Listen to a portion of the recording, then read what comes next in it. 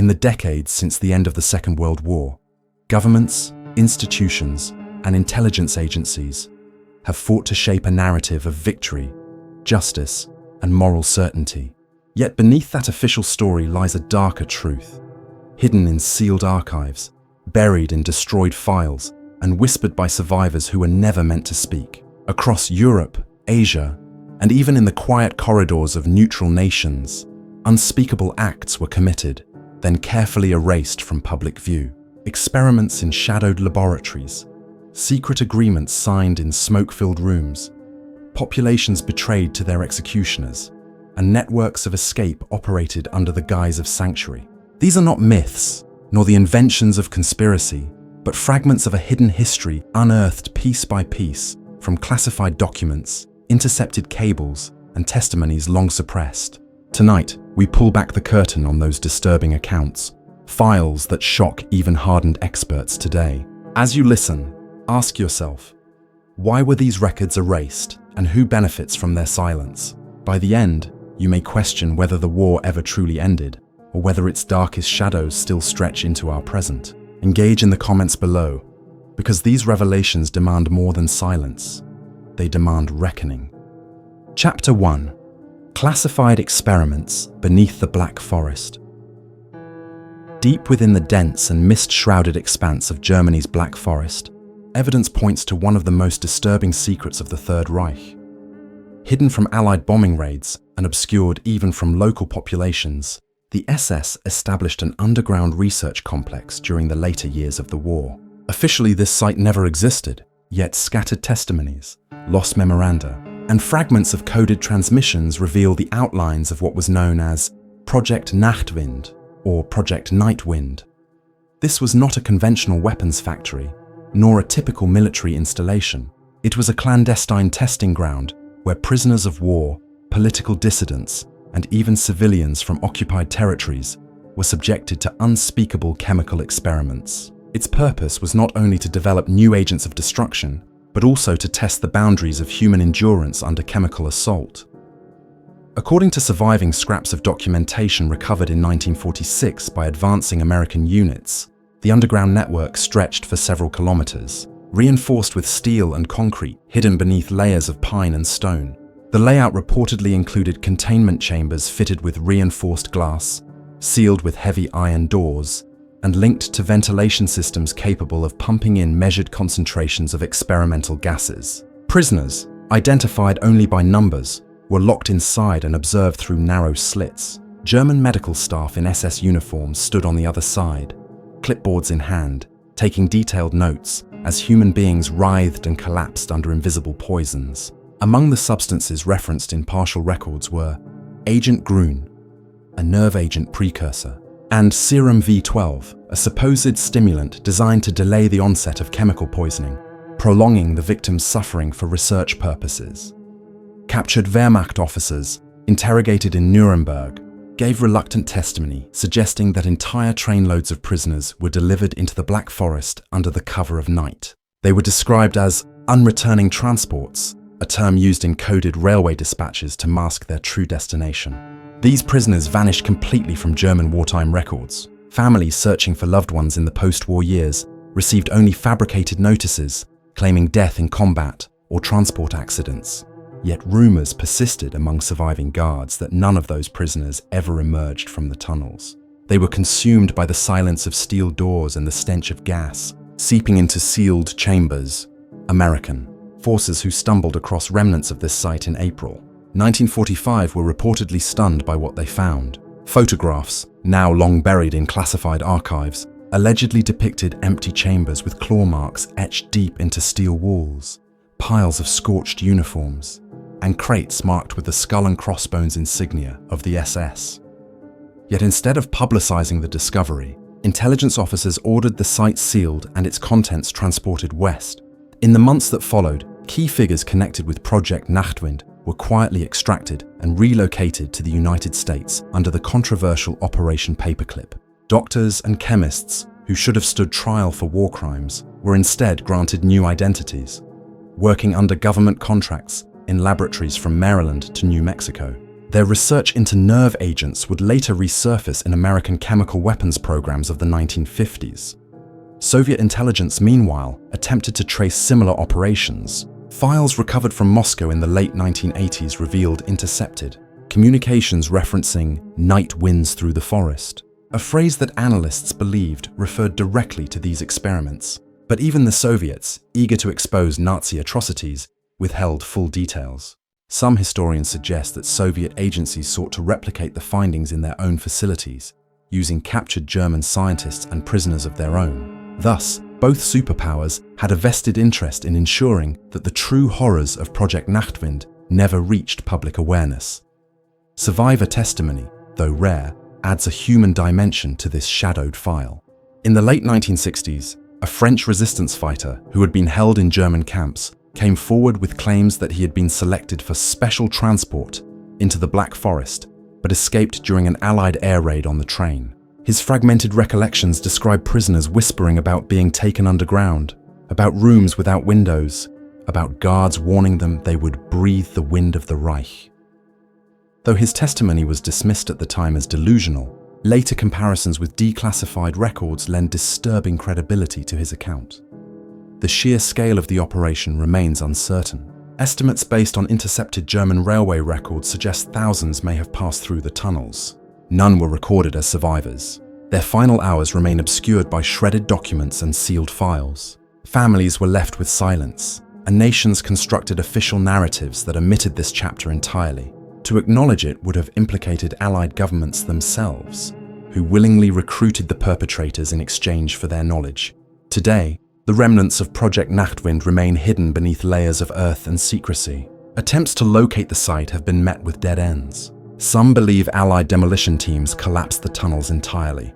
Others suggest sections were quietly preserved and repurposed during the Cold War for NATO experiments. What is undeniable is that the truth remains deliberately obscured, the casualty count unacknowledged, and the perpetrators largely absorbed into the machinery of post-war power.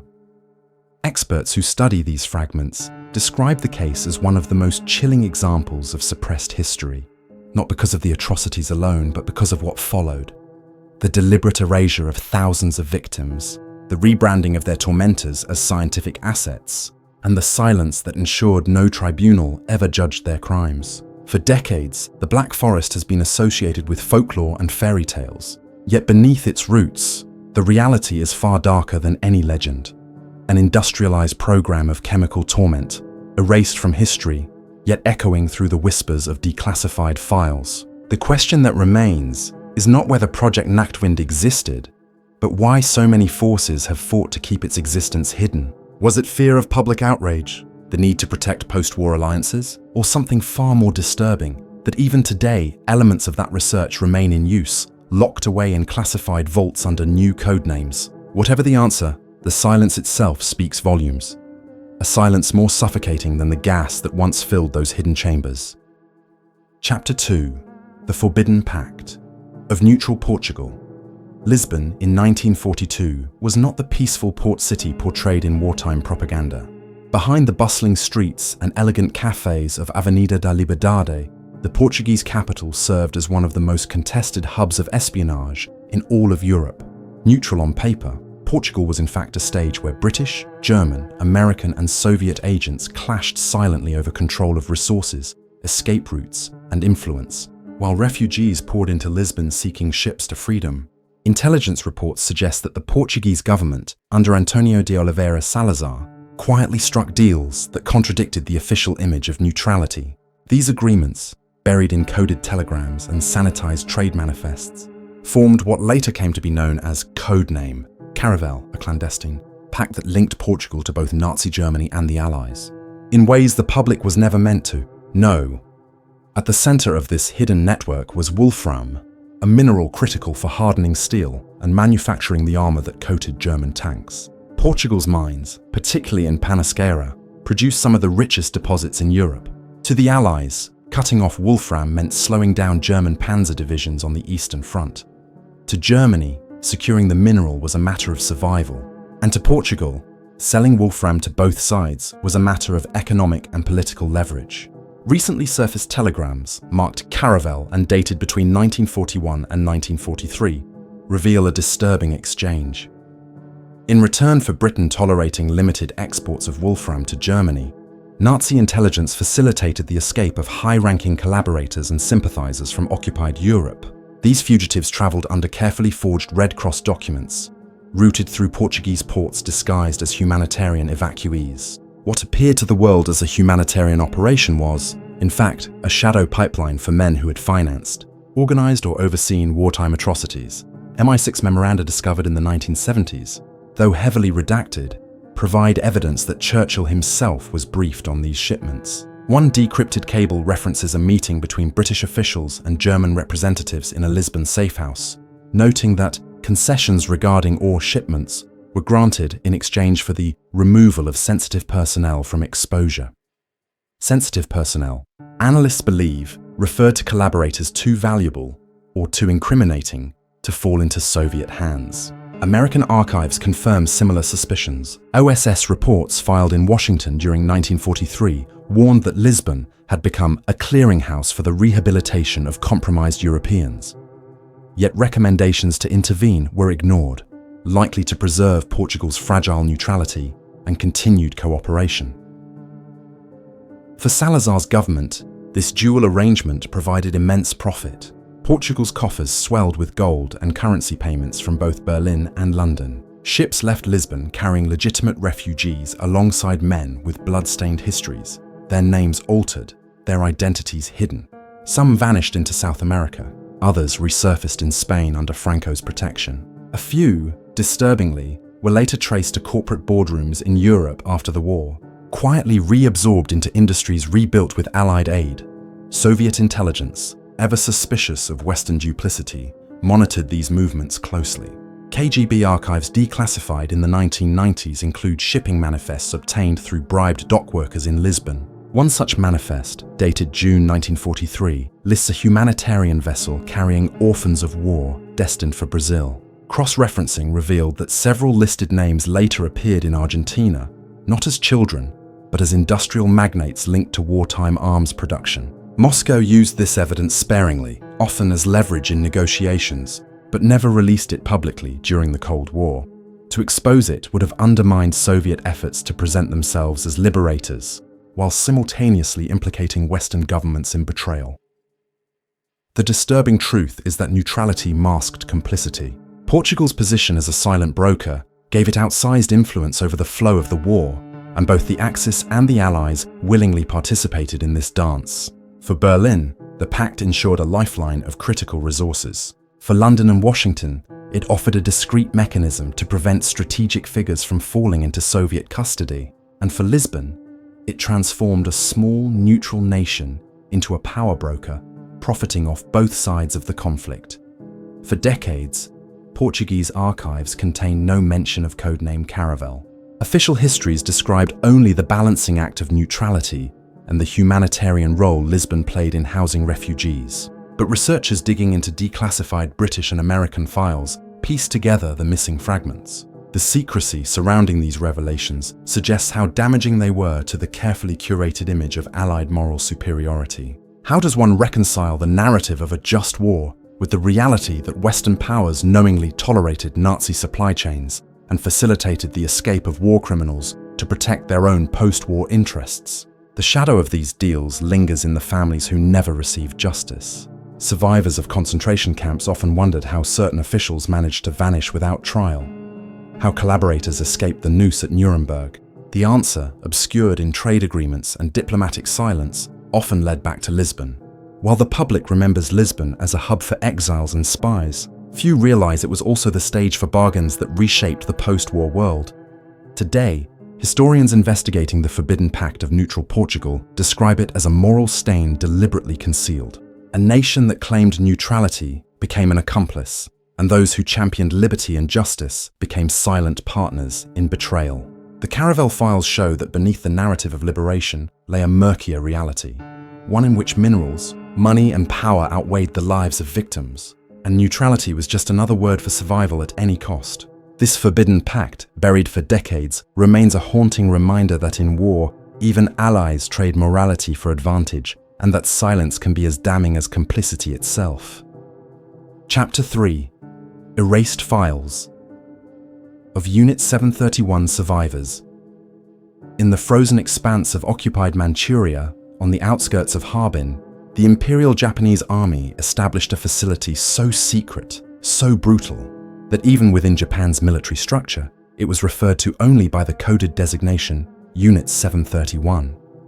Officially named the Epidemic Prevention and Water Purification Department of the Kwantung Army, the site was presented as a medical research station. In reality, it was a sprawling compound of laboratories, detention cells, and incineration pits where human beings became test subjects for Japan's pursuit of biological warfare supremacy. Between 1936 and 1945, thousands of Chinese civilians, prisoners of war from Russia, Korea, and even allied nations were subjected to atrocities carried out under the direction of General Shiro Ishii. Yet the most disturbing chapter is not merely what happened inside the barbed wire fences, but what followed: the deliberate erasure of files, the silencing of survivors, and the immunity granted to perpetrators in exchange for their research. This is the story that official war crime tribunals tried to bury, and that American intelligence chose to protect under Operation Icebox. The experiments themselves defy imagination, yet every account points to a chillingly clinical routine. Prisoners were deliberately infected with plague, anthrax, cholera, and typhus. Entire groups were exposed to frostbite in sub-zero conditions, their limbs doused with water and exposed to the open air until flesh froze solid, then struck with sticks to measure the sound of breaking tissue. Vivisections were performed without anesthesia, often to study the effects of diseases on internal organs in their natural progression. Women were raped by guards and deliberately impregnated, only to be subjected to infections so scientists could observe the transmission of pathogens from mother to child. To the men of Unit 731, these victims were not human. They were called maruta, or logs, reducing human beings to disposable objects for the sake of wartime science. As the Soviet army advanced in August 1945, Ishii ordered the facility destroyed. Entire buildings were demolished with explosives. Prisoners were executed, and remaining data was scattered or burned. Yet fragments survived: handwritten notes, intercepted cables, and Soviet testimonies from captured Japanese personnel. When Red Army forces overran Harbin, they found evidence of incinerators still warm, surgical tables stained with blood, and storage rooms filled with cages for rats infected with plague fleas. These discoveries fueled the Soviet war crimes trials in Khabarovsk in 1949, where captured officers confessed in chilling detail to the horrors of Unit 731. Unlike Nuremberg, however, the Khabarovsk trials received little international attention. Western governments dismissed them as propaganda, despite the consistency of testimonies and physical evidence. The reason for this dismissal became clearer decades later. Declassified American files revealed that General Douglas MacArthur personally authorized immunity for Ishii and his top scientists in exchange for their research. Under Operation Icebox, US intelligence secured exclusive access to Unit 731's data on biological warfare, considering it too valuable to share with allies, let alone prosecute as evidence in war crimes tribunals. Reports compiled by US Army Technical Intelligence Divisions in 1947 included detailed charts of plague dispersal methods, frostbite endurance, and human resistance to nerve agents. Rather than stand trial, Ishii lived under protection in Japan, consulting occasionally with American agencies, until his death in 1959. Many of his subordinates went on to hold prominent positions in post-war Japanese universities, pharmaceutical companies, and even government ministries, their pasts obscured, their crimes unpunished.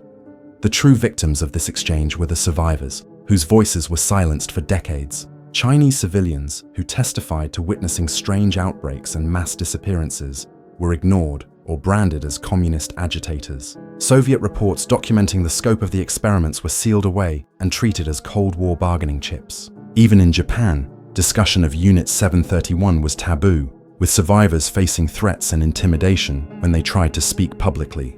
It was not until the 1980s and 1990s that survivors began to share their stories in more detail, often in underground publications or interviews that circulated quietly outside mainstream media. One such testimony, preserved in a local archive in Harbin, describes a mother forced to watch her son injected with cholera. The boy convulsed for days before dying, while doctors recorded the progression in notebooks. When the woman begged to be killed as well, she was beaten and told she was more useful alive to observe emotional responses. Such testimonies, chilling in their detail, align with records recovered decades later, confirming the grotesque accuracy of survivor accounts. Yet despite this, survivors never received recognition, reparations, or even formal acknowledgement from the governments that benefited from their suffering.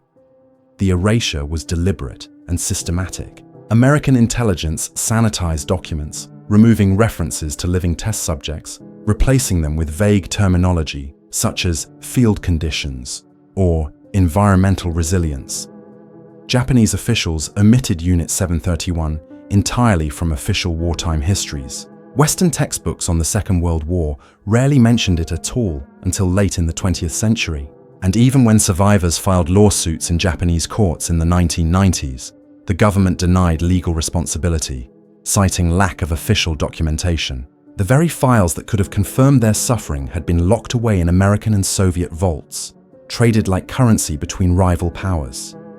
The implications stretch beyond the crimes themselves. By granting immunity, the United States not only protected war criminals, but integrated their research into its own Cold War programs. Elements of Unit 731's work resurfaced in American biological research at Fort Detrick, Maryland in the 1950s. Similarly, Soviet programs in Novosibirsk mirrored methods described in Khabarovsk testimonies.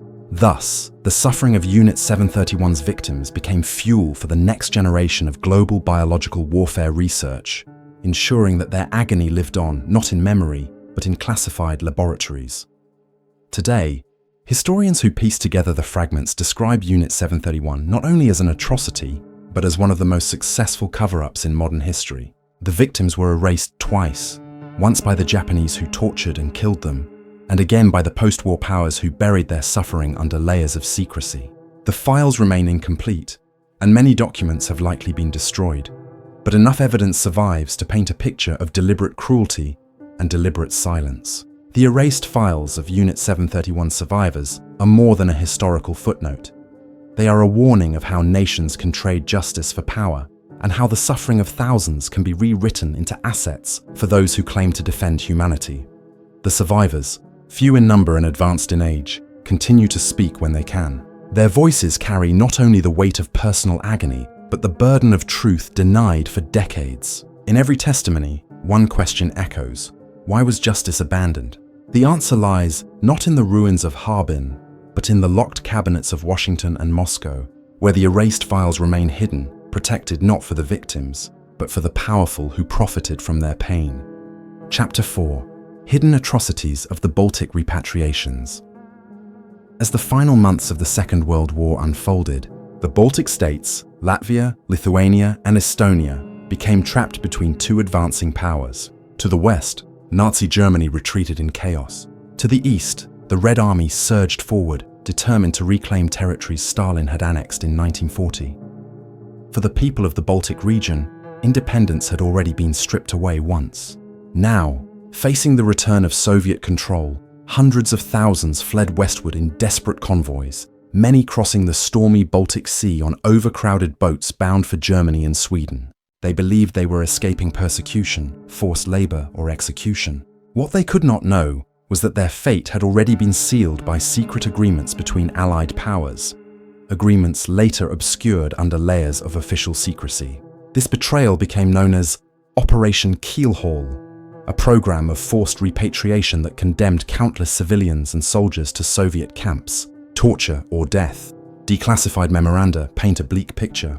British and American commanders, tasked with handling the tidal wave of displaced persons in Europe, received orders to classify Baltic refugees not as political exiles, but as Soviet citizens. This classification was no accident. At the Yalta Conference in February 1945, Roosevelt, Churchill, and Stalin quietly agreed on the forced return of nationals to their countries of origin, regardless of their wishes. Though the agreement was framed as a logistical necessity, its real consequence was catastrophic. Individuals who had fled from Stalin's terror were now forcibly delivered back into his hands. Archival cables, codenamed Rover reports, explicitly instructed Allied officers to suppress dissent and avoid undue publicity regarding the handovers. These civilians were loaded onto trains and trucks, escorted under armed guard, and handed directly to Soviet NKVD officers at designated checkpoints.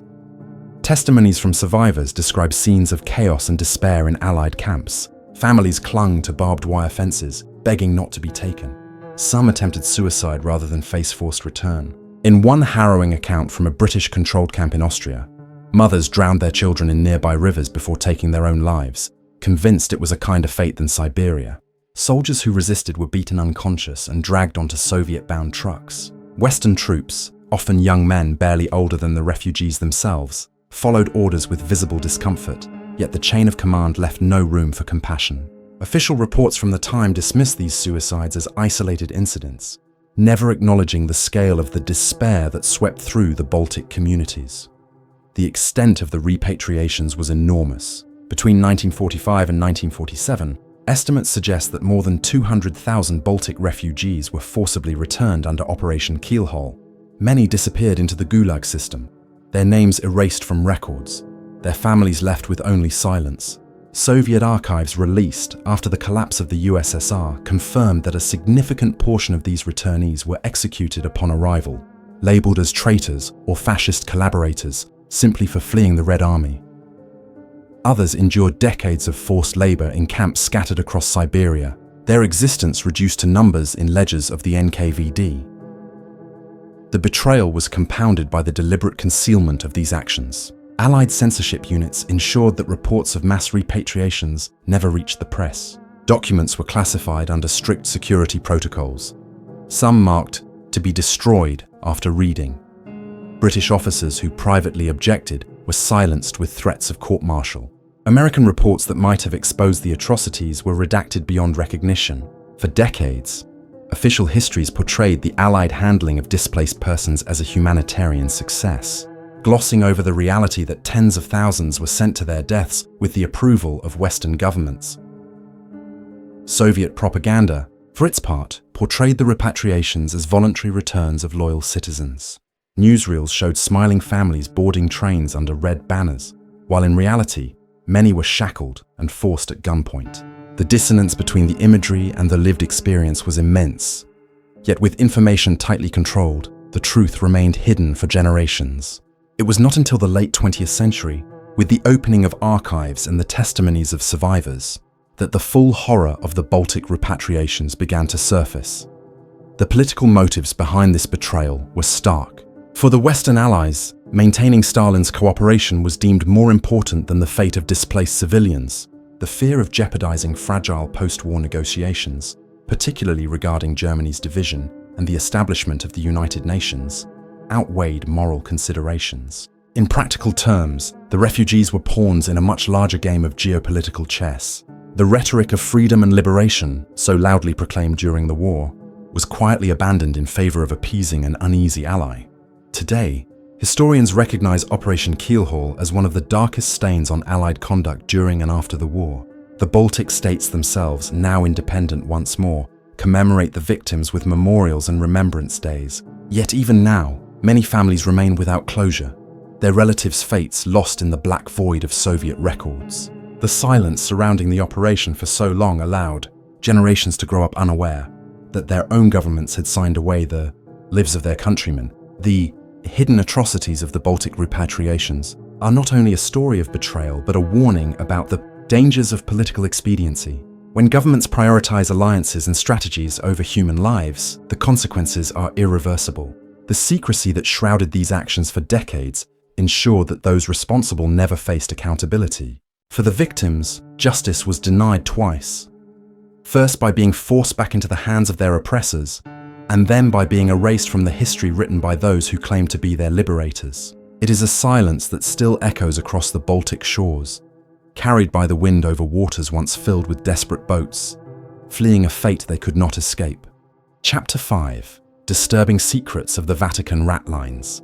In the ruins of post-war Europe, where shattered cities smoldered and millions searched for food, shelter, and safety, another movement was quietly unfolding, one that would shape the fate of some of history's most notorious war criminals. As Allied forces hunted Nazis for trial at Nuremberg, a parallel network was at work in shadows, spiriting fugitives out of Europe and into new lives. This network came to be known as the Vatican Ratlines, and its existence was long denied, then quietly admitted, and finally buried again beneath layers of classified files. At its core lay a disturbing truth. Elements of the Catholic Church, alongside sympathetic officials in South America and the quiet cooperation of Western intelligence, provided the means by which thousands of Nazis evaded justice. For decades, the Ratlines were dismissed as rumor.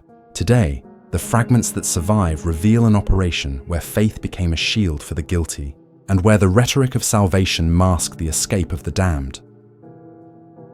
The Ratlines operated through a simple but effective mechanism. Priests and bishops in Rome, many affiliated with institutions like the Pontifical Croatian College of St. Jerome, supplied forged baptismal certificates and church-issued identification.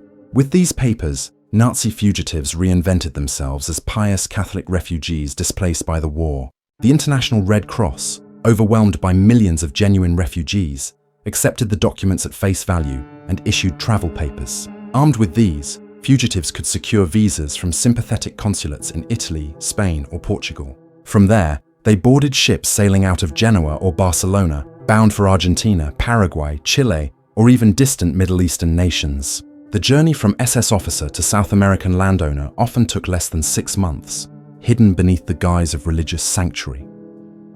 Documents uncovered in the 1990s detail codenames such as Operation Odessa and Route Monastery, describing the pathways used by escapees. Among the fugitives were infamous figures.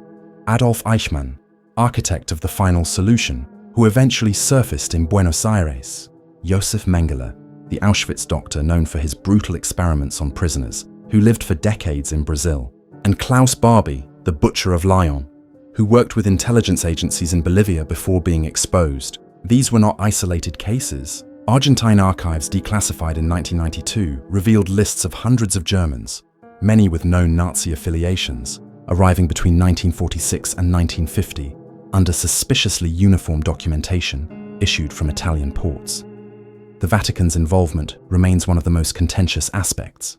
While no single directive has been discovered directly linking the Pope to these operations, the weight of evidence points to organized clerical assistance. Figures such as Bishop Alois Hudal openly defended former Nazis, arguing that they deserved compassion and protection against communist persecution. Hudal, rector of the Teutonic College in Rome, is documented as providing both sanctuary and paperwork for fleeing officials.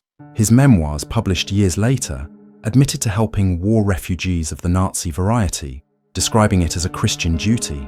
To survivors of the Holocaust, these words are not an act of charity, but a betrayal of justice. American intelligence, too, played a role in the shadows. CIA documents released under the Freedom of Information Act reveal that US officials were aware of Ratline operations as early as 1947. Rather than dismantle them, some intelligence officers quietly monitored and even utilized the networks to recruit individuals with knowledge valuable in the coming Cold War. Klaus Barbie, for example, was employed by American intelligence before being allowed to escape to Bolivia. In the new era of East versus West, the crimes of yesterday became bargaining chips, and the Vatican Ratlines became an unofficial pipeline not just for fugitives, but for assets. The complicity extended beyond Rome. In Argentina, Juan Perón's government actively welcomed these arrivals, seeing in them both a technical workforce to modernize industry and ideological allies in the fight against communism. Ships arriving in Buenos Aires carried not only anonymous refugees, but also trained engineers, scientists, and military officers, many of whom took positions in Argentina's growing industrial sector. Entire German-speaking enclaves flourished, where former SS men blended into communities far from European justice. Paraguayan dictator Alfredo Stroessner, himself of German descent, also granted safe haven, offering fugitives protection in exchange for loyalty. For survivors of the Holocaust and resistance movements, the Ratlines represented a second betrayal. After enduring the horrors of camps and occupations, they witnessed their persecutors vanish into anonymity, shielded by religious institutions that claimed moral authority. Trials at Nuremberg brought some justice, but many who orchestrated or carried out atrocities were never called to account.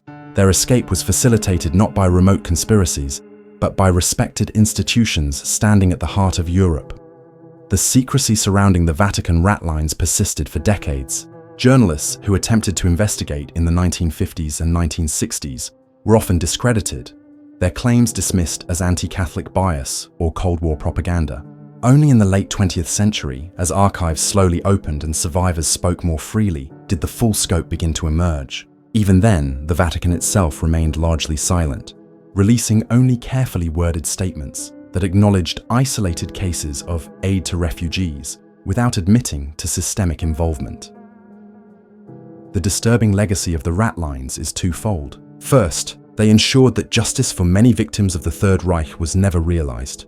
The men who planned deportations, who carried out executions, who experimented on human beings, were allowed to live out their days in relative comfort, some even achieving prosperity in exile. Second, they demonstrated how institutions of faith and politics could collaborate in silence, prioritizing ideology and expediency over accountability. The line between salvation and complicity blurred, and in that blur, thousands escaped the reckoning history demanded.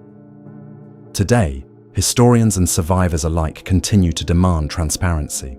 Yet the Vatican archives remain only partially accessible, and many files that might prove direct involvement have likely been destroyed or remain sealed. The Ratlines, therefore, remain partly in the realm of shadows, half documented, half denied. What is undeniable is the pattern.